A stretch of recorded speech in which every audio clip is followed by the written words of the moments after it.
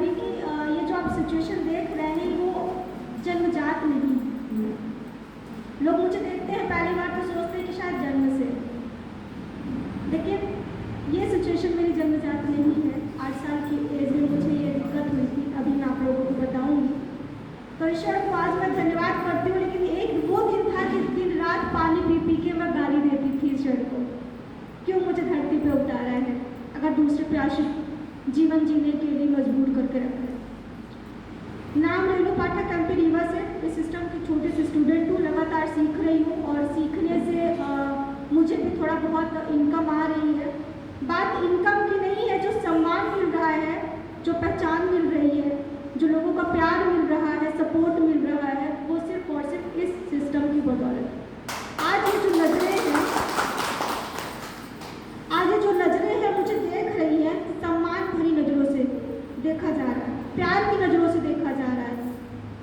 बहुत सारे लोग ऐसे भी होते हैं जो शायद ये भी देखते होंगे कि मतलब इस कंडीशन में आप समझ सकते हैं, मेरे पास शब्द नहीं है, क्योंकि आज से 2018 से पहले की बात करूं तो नज़रें तो तब भी उठती थी मुझ पे, लेकिन चुभने वाली, दिल में इतना चुभती थी कि अगर सामने से कोई देखता था तो बड़ी तकलीफ होती थी, क्योंकि उसकी नज़र ये कहती थी कि मैं कुछ भी नहीं हूँ, मेरी कोई वैल्यू नहीं है। और अगर देखा जाता था तो बेचारी, ऐसे शब्दों से मुझे नवाजा जाता था, बेचारी। यहाँ तक कि बहुत सारी तो ऐसी महिलाएं थी मेरे आसपास की जो कहती थी इतनी सुंदर बिटिया, पर ऊपर वाले ने बहुत गलत किया, थोड़े से बिगाड़ दिया। मतलब ऐसे ऐसे शब्दों से मेरे दिल को छेदा जाता था कि मन करता था कि मैं क्या बोलूं। आज वही सोचती हूँ मैं कि नज़रों में कितना फर्क होता है, देखने का नज़रिया बदल जाता है तो बहुत कुछ बदल जाता है। तो जैसा कि आप लोगों को मैंने बताया, नाम रेणु पाठक, इस सिस्टम की स्टूडेंट हूँ। लगभग 4-5 साल मुझे सिस्टम को सीखते हुआ, और ईश्वर का धन्यवाद जितना भी करती हूँ आज कम पड़ जाता है, लेकिन कभी गालियाँ भी बहुत देती थी। आज मुझे भी हंसी आती है कि ऊपर वाले ने आकर मुझसे परेशान होकर उसने मुझे रास्ता दिया, क्योंकि मैं लोगों को परेशान करने में बहुत एक्सपर्ट हूँ, ऐसा कुछ लोगों का कहना है।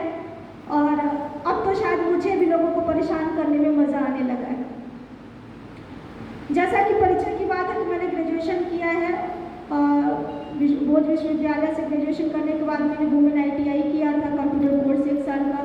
क्योंकि हर एक अगर व्यक्ति कहूँ जो कुछ करना चाहता है लाइफ में, तो वो सोचता है कि एजुकेशन लेने के बाद जॉब करना है, नौकरी करना है।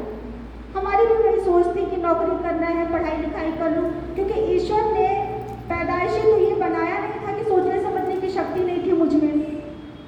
जब उसने जन्म दिया तो सही सलामत थी, और 8 साल तक मैं इन्हीं पैरों पे चलती थी, इन्हीं हाथों से मैं सब कुछ करती थी। और 5 भाई बहन, 5 मैं बहन हूँ, 1 भाई है, यानी 6 भाई बहन हैं हम लोग, जिसमें से सबसे बड़ी मैं हूँ।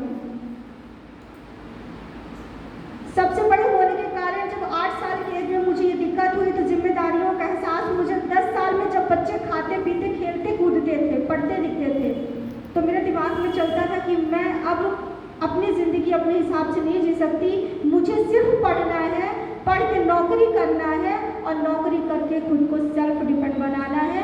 ये 9 से 10 साल की लड़की सोचा करती थी, क्योंकि खेलने कूदने का मुझे कभी मौका मिला नहीं। क्योंकि बहनें भी थी अपने पास तो समझ में आता था, क्योंकि पापा मेरे गवर्नमेंट जॉब में थे, अभी रिटायर्ड हो गए हैं। कलेक्ट्रेट में वो निःशक्त जन कल्याण विभाग में बाबू हुआ करते थे, मेरे पापा वो नाजिर होते थे। बहुत अच्छे घर से हूँ मैं, किसी चीज़ की कोई कमी नहीं थी, कि खाने के लिए नहीं था, कि पहनने के लिए नहीं था, कि कोई ऐसी व्यवस्था थी कि जिसके लिए मुझे नौकरी करने की ज़रूरत थी। लेकिन मेरी इच्छा थी, क्योंकि मेरे पास सपने थे, कुछ करने की चाहत थी। और भले मेरे घर में बेटियों से कुछ लिया नहीं जाता, लेकिन मुझे जिम्मेदारी का एहसास होता था कि मैं अपने आप में कुछ करूं और अपने पिताजी की हेल्प कर सकूं। ये शुरू से था। तो इसी तरीके से जब 8 साल के जीवन में आई और 10 साल तक समझदार हो गई थी, मैच्योर हो गई थी, तो पढ़ाई लिखाई घर से किया।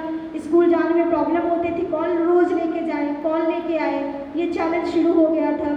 तो घर से पढ़ाई करती थी और पापा एग्ज़ाम दिलाने के लिए, जो ये त्रैमासिक होता है, छमाही होता है, वार्षिक, ऐसा एग्ज़ाम वो दिलाने ले जाते थे। 8वीं तक तो मेरे पापा घर में पढ़ाते थे, उसके बाद मैंने प्राइवेट पढ़ाई की और प्राइवेट पढ़ाई करते करते करते करते ग्रेजुएशन किया, वुमेन ITI से कंप्यूटर कोर्स कर लिया। अब शुरुआत हो गई थी नौकरी ढूंढने की, क्योंकि नौकरी के पर्पज से पढ़ाई की थी। 12 साल तक मैंने फॉर्म भरे हैं, 12 साल तक जॉब के पीछे मैं भागी हूँ। ऐसा नहीं कि जॉब नहीं मिल रही थी, जॉब कुछ मिली, लेकिन कंडीशन ये आती थी कि फैमिली रीवा में है तो जॉब अगर प्रॉपर रीवा से होगी तो ही मेरे लिए ठीक होगा, बाहर होती है तो मुझे लेके रहेगा कौन, क्योंकि कंडीशन आप सब देख रहे हैं। तो जॉब मिलती भी थी तो बाहर मिलती थी जो मैं ज्वाइन नहीं कर पाती थी। इसी सिलसिले में शुरुआत हुई जब घर में थोड़ा सा और जिम्मेदारियां बढ़ती गई, अपने सपने थोड़ा सा बढ़ने लगे कि नहीं कुछ करना है, कैसे करना है।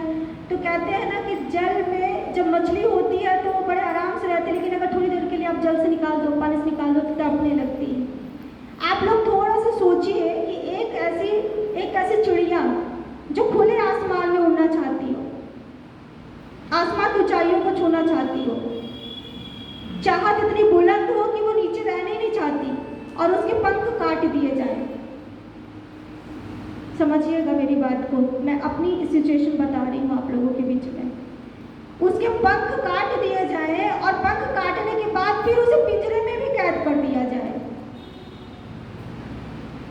उसकी मानसिक स्थिति क्या होगी, उस चिड़िया की मानसिक स्थिति क्या होगी, सोचिए आप लोग। एक तो वैसे भी पंख कटे हुए और ऊपर से पिंजरे में कैद कर दिया जाए, वो जिएगी? आप लोगों से पूछ रही हूँ, क्या वो जी पाएगी? कब तक जिएगी अगर वो जीना चाहे तो? अगर उसका नाम बताऊँ